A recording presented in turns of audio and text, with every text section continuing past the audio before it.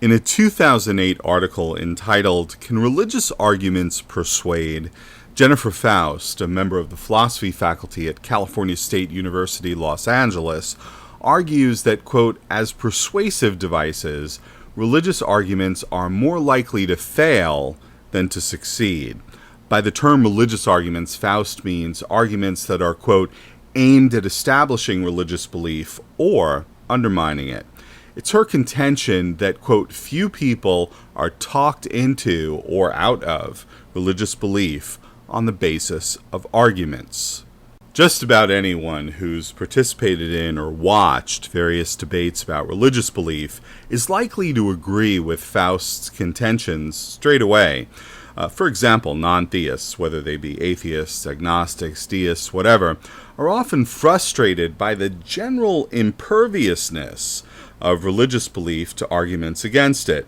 A non-believer presents valid and sound arguments against religious belief only to see theists shrug them off, saying, as apologist William Lane Craig does on his website reasonablefaith.org, quote, "God has provided a more secure foundation for our faith than the shifting sands of evidence and argument." What is this purportedly more secure foundation? Quote, "the inner testimony of the Holy Spirit," whatever that is. As David M. Holly says in his 1983 article, "Should believers be interested in arguments for God's existence? Quote, if a believer's confidence rests on some argument, it would have too shaky a foundation to support the degree of commitment demanded by religious belief." In his book, Our Knowledge of God, theologian John Bailey said, quote, "We are rejecting logical argument as representing the process by which God comes to be known. We are holding that our knowledge of God rests on the revelation of his personal presence. Of such presence, it must be said that to those who have never been confronted with it, argument is useless, while to those who have, argument is superfluous." This sort of talk isn't unique to Christian theists. For the believer, a positive reason is hardly necessary other than the bare knowledge and experience of the believer. For believers in this room, I think it goes without saying that you know that God exists. And you don't know how you know it, you just know it. Alvin Plantinga, a philosopher, has held that in fact the belief in God is a basic part of the human psyche. It is something that is already basic to the believer. It's not something that you have to acquire over time. You just simply know it. It's intrinsic to you.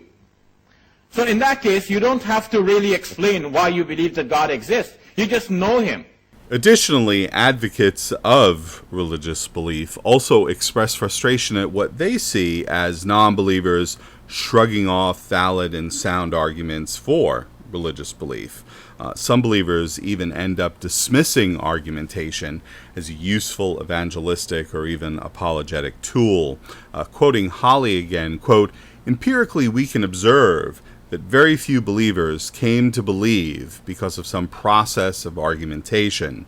A believer might want to seek out more effective evangelistic methods." Frustration about religious arguments can, and often does, lead to accusations of irrationality and worse. For example, back in 2007, as some of you will no doubt remember, there was a lot of controversy on YouTube when the Rational Response Squad put out a video entitled "Theism is a Mind Disorder," in which they argued that religious belief was irrational and, worse yet, a manifestation of mental illness. Well, this was not the first time, nor indeed the last, that theism was described in such terms. The video prompted many responses from theists and even some non-theists, expressing outrage and vigorous disagreement. And of course, theists have been characterizing atheists and other non-believers as irrational, mentally deficient, and or morally flawed for as long as religion has been around. "The fool," the psalmist declares, "has said in his heart, 'There is no God.' And he goes on to assert these, quote, fools are, quote, corrupt and doers of, quote, abominable deeds. In the first chapter of Romans, the Apostle Paul excoriates non-believers as, quote, fools with darkened hearts that suppress what is, quote, evident about God. In his proslogium, Anselm of Canterbury, after giving his ontological argument for the existence of his God, cites Psalm 14:1 and wonders, quote, why then has the fool said in his heart there is no God, since it is so evident to a rational mind that God does exist? On his website, William Lane Craig attributes not believing in the Christian God to, quote, moral and spiritual failures that non-believers falsely excuse by claiming to have, quote, intellectual doubts. So, what's going on here? Why is it that religious arguments, whether they're aimed at establishing belief or undermining it, seem persuasively inert? In her article, Faust proposes that, quote, rather than place blame for the failure of such arguments to persuade, we do better to understand the epistemology of persuasion and religious belief. For the remainder of this video, I'll be using parts of Faust's argument. First, the nature of persuasion. The standard view is that an argument's primary purpose is to persuade someone to accept its conclusion.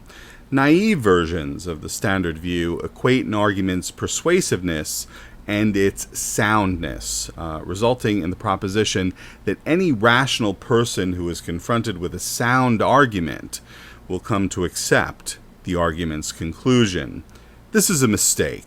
While the relationship between persuasiveness and soundness is a close one, especially when ideally rational agents are concerned, the two cannot be equated. Why? An argument's soundness depends on only two features. One, the internal logical structure of an argument, and two, the external relation between its premises and the world, that is, the correspondence-truth relation.